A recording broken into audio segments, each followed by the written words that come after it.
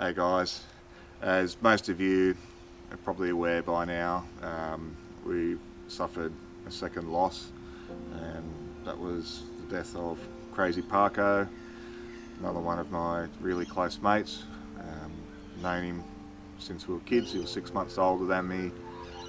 We grew up 2 doors apart, and certainly in the last few years we got really close. He was a major part of Shilby Right Garage along with Andrew, and so I just thought I'd take the time out to let you guys know a little bit more about the bloke. He always showed up mostly in the bloopers and giving a helping hand. He was definitely a larrikin, and he's going to be sorely missed. So what I've done is I've gotten a few of the people who knew him that were tied with Shilby Right Garage to just say a few words. And so before we actually get into it, guys, I also want to say a big thank you to those who've reached out to all of us here, either through social media or in person. It was a very humbling experience. We are actually back on the tools again. We'll be back to our regular content in about 2 weeks. So here's to our good mate Cam, affectionately known as Crazy Parko. So, Cameron Parkin, I've pretty much one of the very few people that have known him since he was born. So, as you may discover, I'm Michael's older brother, older by about 6 years, and Cameron and Michael were pretty much the same age, born in 1980. So, I grew up knowing Cameron from the earliest that I can remember, and he's always been such a unique character. I remember once I had a job interview and I was a bit nervous, and I spoke to Cam for what I thought was going to be a few minutes, and it ended up being like 45, which was standard with Cam. Pretty standard. But no, he really propped me up and got me feeling confident. Then I went to the interview, it went really well. They said on the spot they'd offer me the role. I came back, told Cameron, and he said, "Told you so. Had nothing to worry about." Yeah, absolutely. No, he was good at propping people up. Yeah, for sure. Yeah. I saw that a lot. Yeah. He certainly, coming around here, he propped me up a lot as well. He loved the projects that we were doing. He was always excited to see them. He was excited about the truck. He was excited about the racing, always wanted to hear about it. Any little win that I had, it was his win as well. That's rare to find in a mate, honestly. But I remember he was always inclusive, so he would always welcome you in, and that's the thing, like when he was here, if anyone was walking past, he'd say g'day. If any of my mates were here and he was just meeting those mates, he was always welcoming to them, so that's the overriding thing. Like he was never one of those blokes. He was for sure. Yeah, so like he always took to everyone as far as that goes. So. I remember him rush in like full speed, like, "I'll help you, I'll do this, I'll do that." He was, wasn't he? He was always mad keen on helping everyone out. Mate, he wouldn't care. Like he'd give you the shirt off his back. I remember when I first came into the picture, he was the one who brought me out and had me drinking with the boys, and I remember that night. Showing me around all the vehicles, and showing them all off to you. Probably getting me stuck into the VB, and that's probably where it started, where you had your first VB, wasn't it? I think whether you wanted to or not, he made you part of it. Yeah, unfortunately. I remember him always saying to me, as soon as you walk up, he goes, "You want a beer? I'll get you a beer. Get you a beer." I go, "Cam, I've got to drive, mate." "Doesn't matter, have a beer. That's it. All right, mate, all right. I'll have a VB with you. Yeah, he loved the VB, didn't he? Oh, yeah. I converted him to 2 new, actually. That is a downright lie, Captain. You did not convert him. Every carton. He was doing it to please you, and that's what I'm sticking with. Yeah, that's it. He'd give you his last beer. He'd go, "Only got one left, but you have it. And you go, "No, mate, you have it." And you go, "No, you have it. And he was like that, which was, it's pretty rare in people. It's actually funny you say that, because he was happy to steal your beer until it was the last beer. Yeah, true. And he'd go, "Yeah, it's your last beer." Yeah. Speaking of which, I'm pretty sure he owes me a case. Wasn't he, Captain? Yeah, mate. Always turned up with a carton. So are you He's very telling me? welcomed. Are you telling me he gave you cartons and he took cartons off me? Well, yeah, that'd be right. That would be fucking right, Right wouldn't on it? par with that. Fucking oath. So we had a nice delivery, which was a bit of a pleasant surprise from one of the viewers of the channel. It was a bit of a piece of artwork remembering Cam. So we think we know who it is, and thank you so much for that, and we will reach that out. was a very sweet gesture. Thank you. To Michael, PK, and everyone at She'll Be Right Garage, and especially for Parko.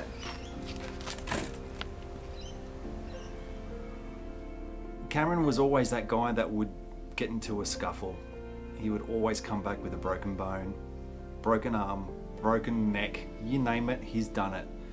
But he was always a man that was true to his word.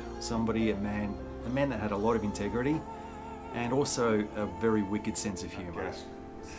Oh yeah, well I thought do these guys a favour. You're trying to heat up some diff or something, was it? Yeah, look, Cam and I were heating up a differential on the old blue wagon, and we used up one of your MAP gas bottles, and you hit us up, rightly so, for a replacement, and you didn't know this, but off to the side he was getting the shits, he was having no parties. You go, that fucking tight ass, I can get him for $6 at the Plumbers Co-op. Yeah, he can, yeah. Right. Fuck him, I'm just going to give him an empty one to teach him a lesson. Lovely. And I think this was like the second time you met him or something, wasn't it? Yeah. And so I knew what he was going to do. And then he just said, here you are, mate, here's one And from you the were truck. happy to just snigger aside while he does the dirty. I couldn't keep a straight face. So, and I kind of remember the look on your face was like,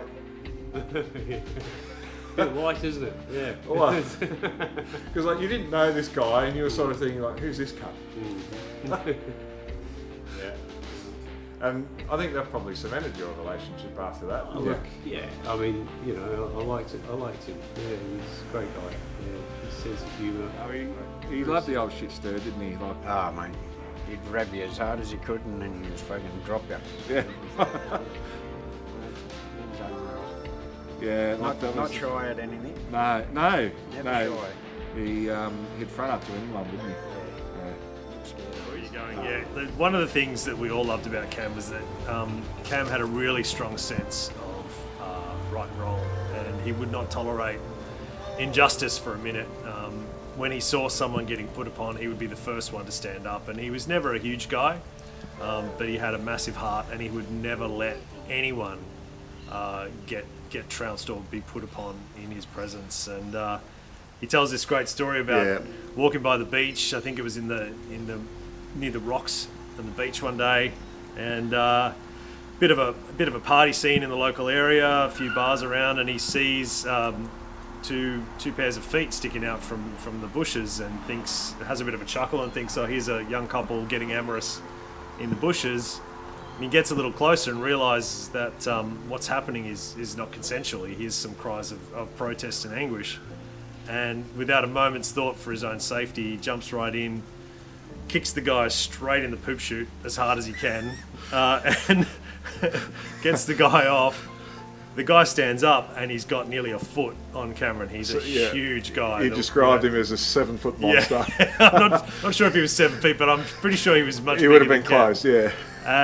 And straight away, you know, he's in defending this poor girl he's never met, and he got into a huge fight, got a lot of bark off him, got tumbled down some rocks, and ended up getting the better of this guy with a loose bit of rock, and kind of clobbered him behind the ear and got this guy into a state where he could be taken into custody, and the police were called, and apparently this guy was charged, and the young lady was saved. So it's an amazing story. And there's a typically Cam kind of twist to the end of this. And he told the story that the young girl's father was quite well off and wanted to reward him quite significantly.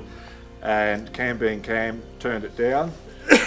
Much to his regret many years later, because he said, you know what, I kind of don't like being poor. I wish I said yes now. But it wasn't about, you know, he didn't do it for any reward. No. He didn't do it for anything other than Doing his what was really right. strong sense of right and wrong. And Cam wouldn't tolerate bullying.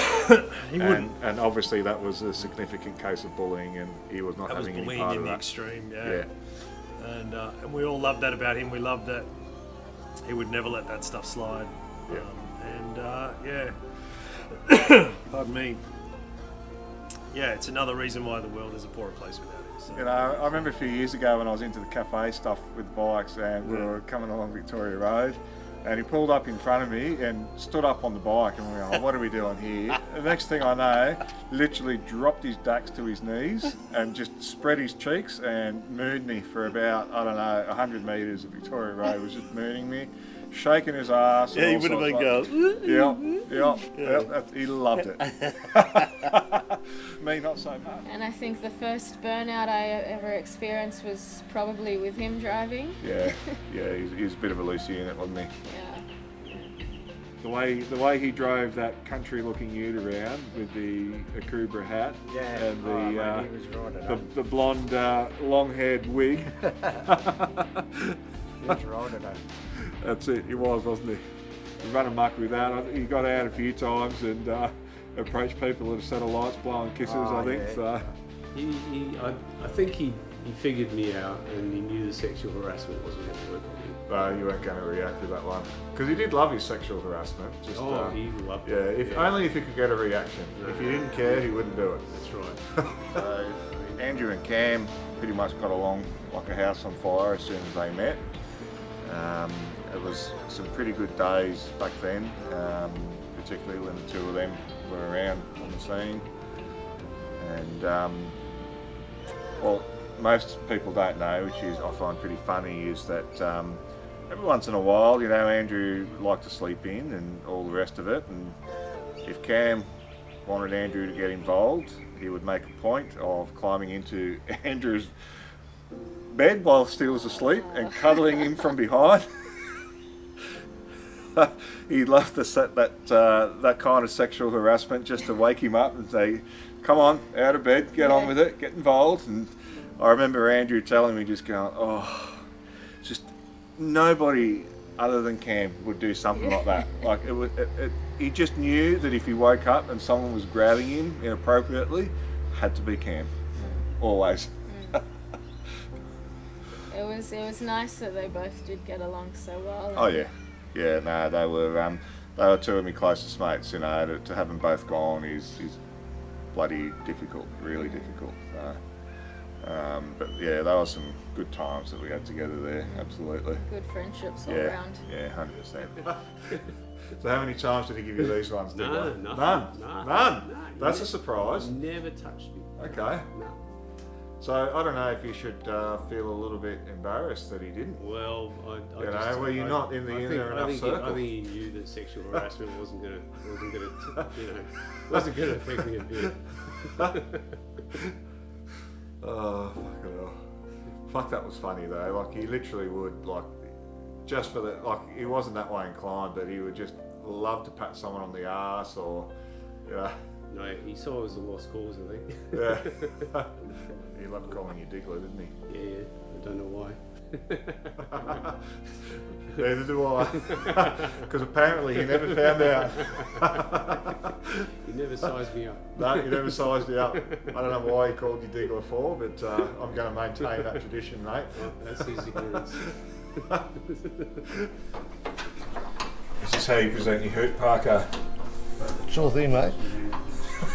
Fucking, you're on it, aren't you? As long as he keeps doing what I say in the bedroom, it's fine. There's a lot of love in this engine bay. No, there isn't. You're telling me, He gave me my nickname, Captain Keno, cheeky bastard. because everywhere we go, I'd be putting Keno on. Yeah, So he had a name for everyone, didn't he? yeah, everyone had a name. There was, did he call you anything else other than Splat? Dory. Yeah. That would be Dory Evans, no doubt. Yep, that's it, for sure. Well, he used to call me Catty all the time, as in being a massive cat, and I'd say the same thing for him. We actually had the same name for each other. Whereas any excuse, so any time that if I thought he was being a pussy, I'd call him a cat, and if I thought I was being a pussy, Yeah. straight up. Straight up. Oh, he wasn't short in calling that. That he's always free coming with that.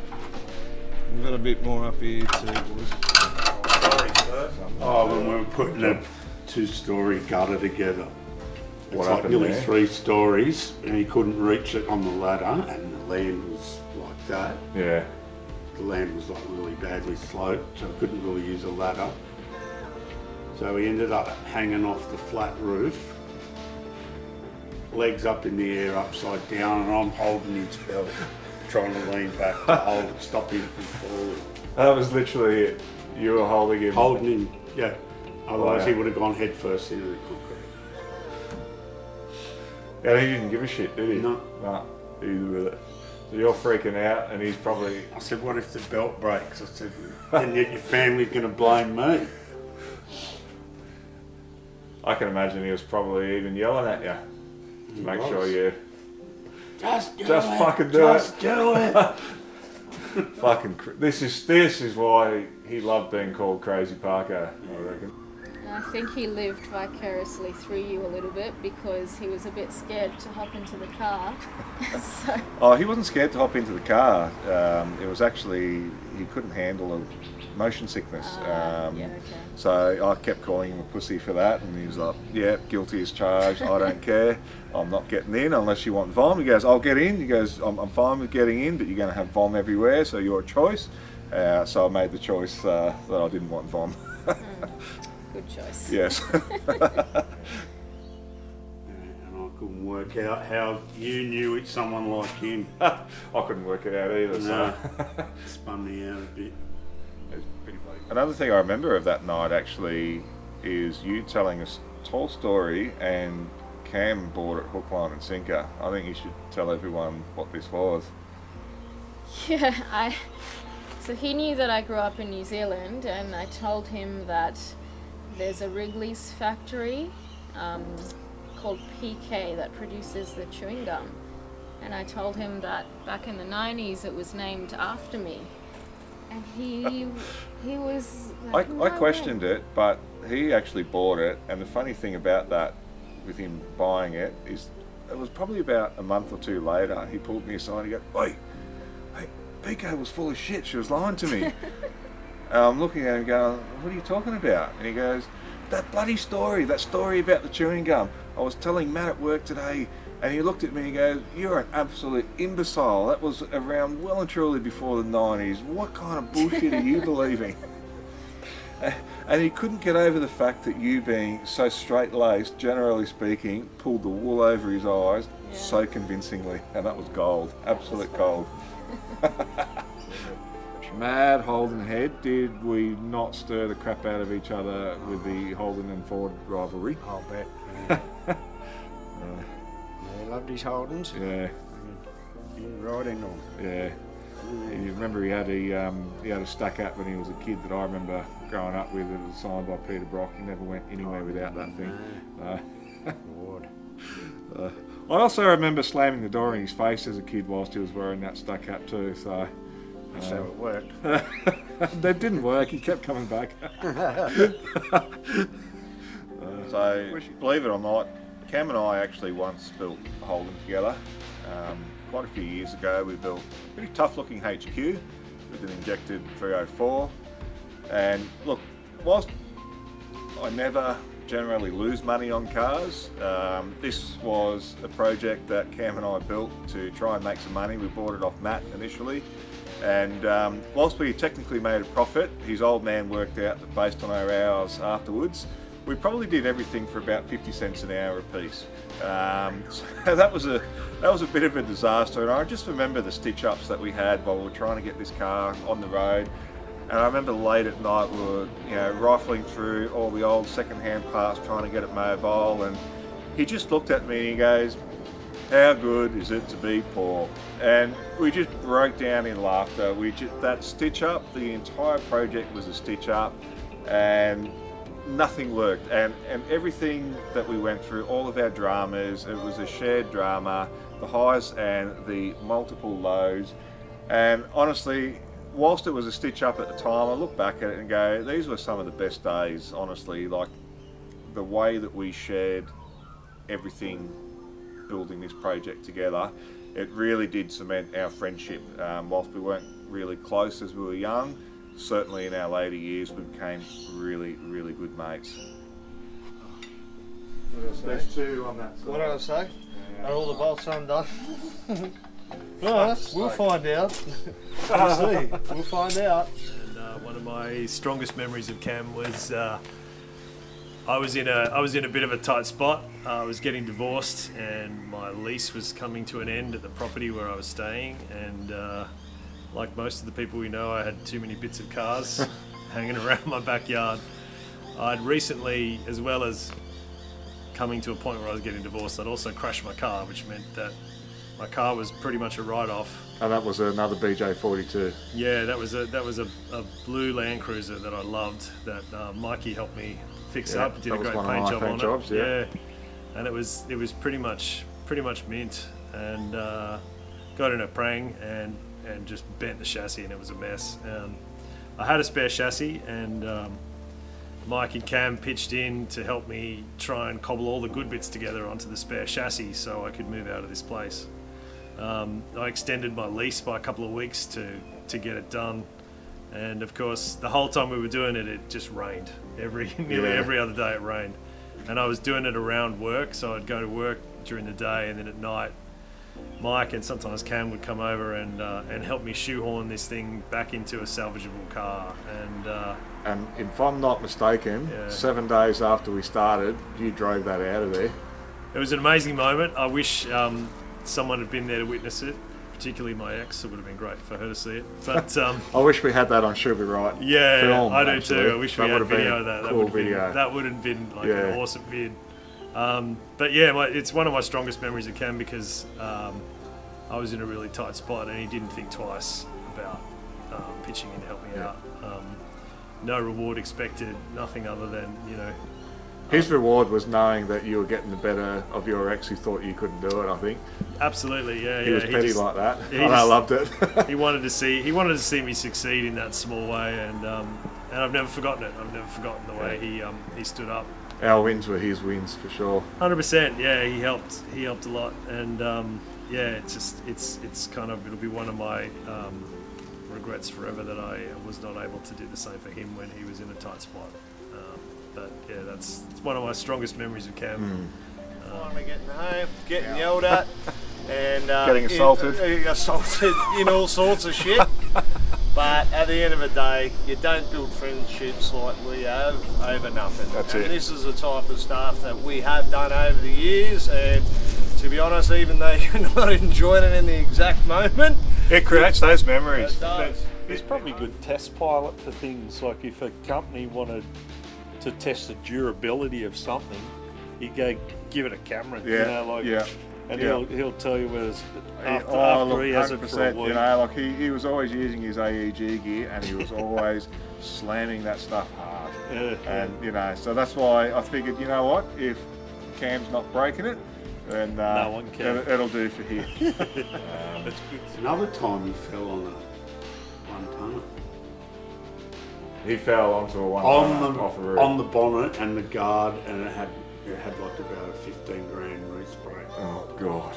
He had an extension ladder, Yeah. hockey strapped and gaff taped to a step ladder to reach. And then he overbalanced and went down onto the road, landed on his back on the bonnet of the WB. Wow. One tonner. So he had certainly a deeper understanding of plumbing than most of the plumbers I know. Yeah, he's a bloody good plumber, wasn't he? Yeah. That's one thing. He was a larrikin with everything, but one thing he was very serious about was his plumbing. Yeah. And that's basically like most of us have had some plumbing done by him in the past, and we can all attest to that. You might have been the prankster and the jokester, except for that. That had to be 100%. Yep. Yeah. So speaking of stitch-ups, Cam certainly loved his own stitch-ups. They weren't always shared with me or anybody else.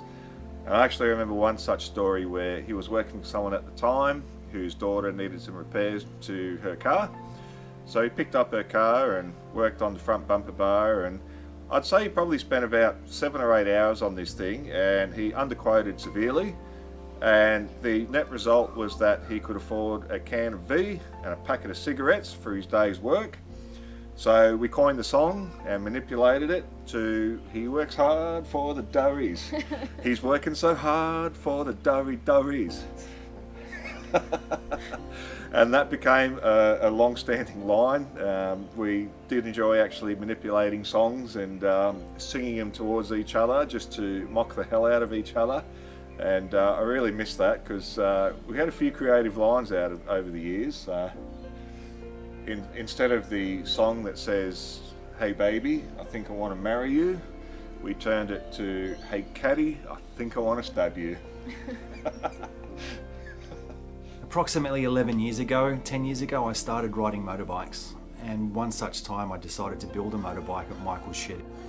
So Cameron, being Cameron, was always there, always having a bit of a laugh, having a VB with Michael in between us doing what we've got to do. And there's one particular evening we thought we'd just wrap up the night, take a couple of shots of Michael and Cameron. And lo and behold, it wasn't until I got home that I realised that Cameron had a little bit of a package hanging out of his trousers during those particular photos. So I did discover those shots. I did discover that his coin purse was quite visible, for want of a better term. God knows how he managed to slip it out there and not show us the franc, but only the beans. But I decided to share that shot on Facebook, and unfortunately it managed to get removed quick smart off the platform. I did try searching for that photo, and if I did share it with Michael and he posted it in his video, he'd probably get demonetized, so we can't share it with you today. But that's one aspect of Cameron I remember, always the larrikin, and you will be missed, my friend. Take care.